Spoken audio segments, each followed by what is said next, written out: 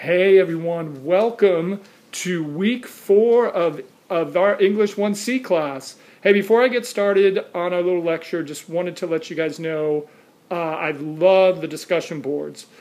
Everything just has been looking really great. I love the way that class has defined rhetoric. I really enjoyed the discussion boards on the ones who walk away from Amelia's. Essays look great. So we're in the perfect spot.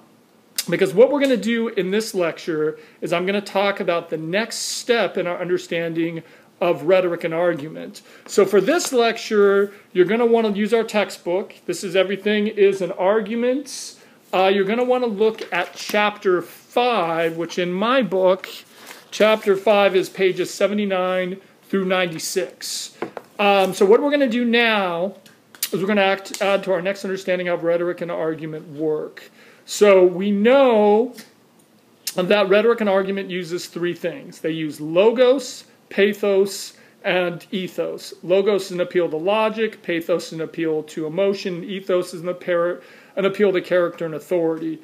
Again, I loved the discussion boards on which one students thought was more effective. You know, I think it's really interesting. It may depend on who our audience is, on which one we might want to use. But in the end, I think all 3 are really important. So now what we're going to do in this lecture is we're going to talk about how rhetoric separates itself from an argument.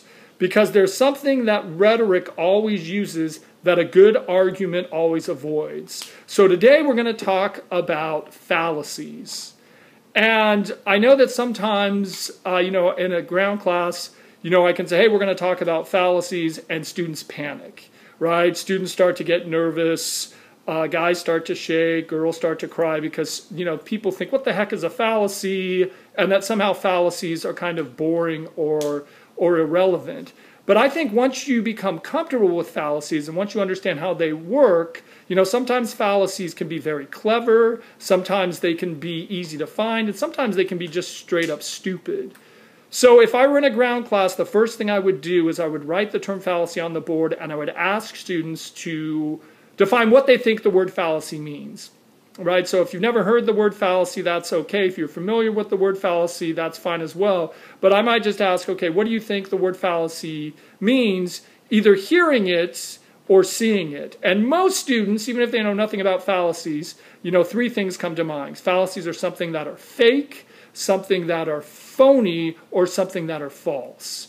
So, and all of those are great definitions for what a fallacy is, right? Something that's fake, something that's false, something that's phony. I define fallacies a little bit different. So I will define fallacies as false logic. So if you for a minute accept my definition of rhetoric, and I'm still going to maintain my definition of rhetoric as words that are used to manipulate, deceive, and con people, and you go out in the real world and you come across someone that is using a fallacy. You catch someone saying something that's false, something that's fake, or something that's false logic. What happens is your brain starts to critically think, and rhetoric and fallacies have less of an impact on you. So what you're going to notice is in our textbook, in between those pages 79 and 69, there are something like, I'm going to say, between 15 and 18 fallacies. And some of the fallacies I really like. Some of them are really easy, and there's some that I don't like at all. So one of the fallacies that I like is the ad hominem. So notice an ad hominem is when you attack a person's character rather than you address an issue. So the ad hominem is attacking a person's character rather than addressing an issue. And so if I imagine that there's an imaginary student who's on this, who's watching this lecture, and on a discussion board he says, hey, don't take Professor Gutowski, he's just like Hitler. Don't take Professor Gutowski, he's just like Saddam Hussein. Don't take Professor Gutowski, he's a real son of a bitch. Well, notice what that student did was he used an ad hominem, right? That student attacked my character rather than addressing an issue. Notice that character said, don't take Professor Gutowski, he's online class, he doesn't always get back papers on time. Don't take Professor Gutowski, he creates boring lectures that are confusing, right? Instead, that imaginary student attacked my character and even went so far as to call me a son of a bitch.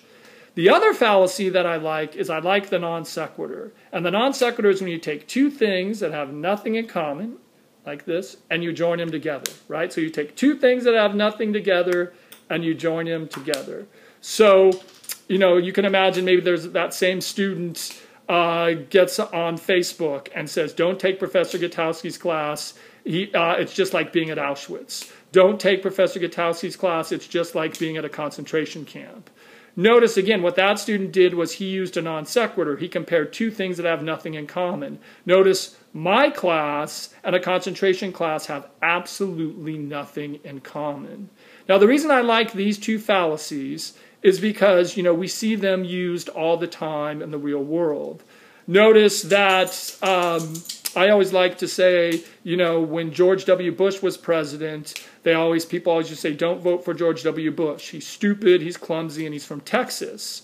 Well, notice that's an ad hominem. It attacks his character and doesn't deal with a larger issue. It doesn't say, don't vote for George W. Bush, he's going to increase the deficit. Don't vote for George W. Bush, he wants to shrink the size of government. Right? So I always think, you know, the ad hominem I see all the time, especially in politics, right? And notice the non sequitur I see all the time as well. So these are two fallacies I really like. One of the other fallacies that I think is really easy is the bandwagon. You know, the bandwagon is everyone else is doing it, why aren't you? Everyone else is taking Professor Gutowski's class, why aren't you? Everyone else is smoking pot, why aren't you? So, you know, the bandwagon is one of the fallacies that I find that are really easy.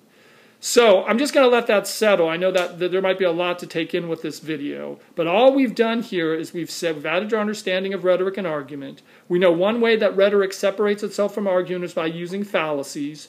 I define fallacies as false logic, something that's fake, something that's phony.